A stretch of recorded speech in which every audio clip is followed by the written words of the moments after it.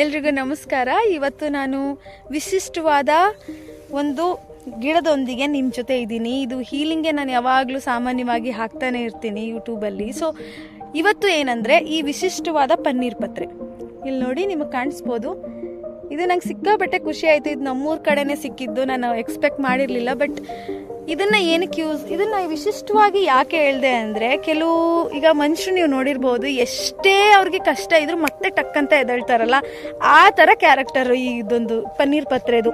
ನೀವು ಇದನ್ನು ಹೂಗಳಲ್ಲಿ, ಹಾರಗಳಲ್ಲಿ ನೀವು ಗಮನಿಸಿರ್ಬೋದು, ಮಧ್ಯ ಎಲೆಗಳನ್ನ ಹಾಕಿರ್ತಾರಲ್ಲ, ಅದೇ ಪನ್ನೀರ್ ಪತ್ರೆ. ನನಗೆ ಸಿಕ್ಕಾಬಟ್ಟೆ ಖುಷಿ ಆಯಿತು. ಇದು ಹೀಲಿಂಗ್ಗೆ ಸಿಕ್ಕಾಬಟ್ಟೆ ಹೆಲ್ಪ್ ಮಾಡುತ್ತೆ. ಯಾರಿಗಾದ್ರೂ ನಾವು ಪ್ರೀತಿ ಹಂಚೋದ್ರಲ್ಲಿ ಅಥವಾ ಬೇರೆಯವ್ರ ಪ್ರೀತಿನ ಅಕ್ಸೆಪ್ಟ್ ಮಾಡ್ಕೊಳ್ಳೋದ್ರಲ್ಲೂ ನಮಗೆ ಕೆಲವು ಸರಿ ಒಂಥರ ದಿಗ್ಬಂಧ ಸ್ಥಿತಿ ಇರುತ್ತೆ.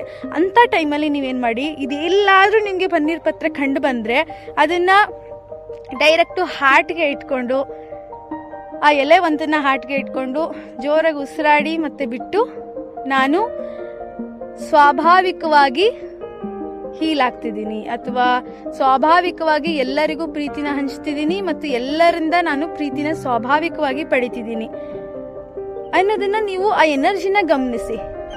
ಕೆಲವೊಂದ್ಸಾರಿ ಏನು ಗೊತ್ತಾ, ಸಿಕ್ಕಾಬಟ್ಟೆ ಏನು ಮಾಡಬೇಕಾಗಿಲ್ಲ.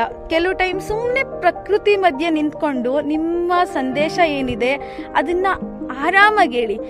ಅದರಲ್ಲಿ ನಿಮ್ಮ ಫೀಲಿಂಗು ಡೌಟ್ ಇರಬಾರ್ದಷ್ಟೇ, ಆಯಿತಾ? ಈ ರಿಚುವಲ್ನ ಖಂಡಿತವಾಗ್ಲೂ ಒಂದ್ಸರಿ ಮಾಡಿ ನೋಡಿ. ಬಟ್ ನಾನು ನಿಜವಾಗ್ಲೂ ಖುಷಿ ಆಗ್ತಾ ಇದೆ, ಯಾಕಂದರೆ ಇಷ್ಟೊಂದು ಪತ್ರ ಜೊತೆಗೆ ನಾನು ನಿಂತಿದ್ದೀನಿ ಇವತ್ತು. I am feeling so blessed. ನಿಮ್ಮೆಲ್ರಿಗೂ ಒಳ್ಳೇದಾಗಲಿ, ಆದರೆ ಈ ಎನರ್ಜಿ ನಿಮಗೂ ಸಿಗಲಿ ಅಂತ ನಾನು ನಿಜವಾಗ್ಲೂ ಕೇಳ್ಕೊತೀನಿ. ನಮಸ್ಕಾರ.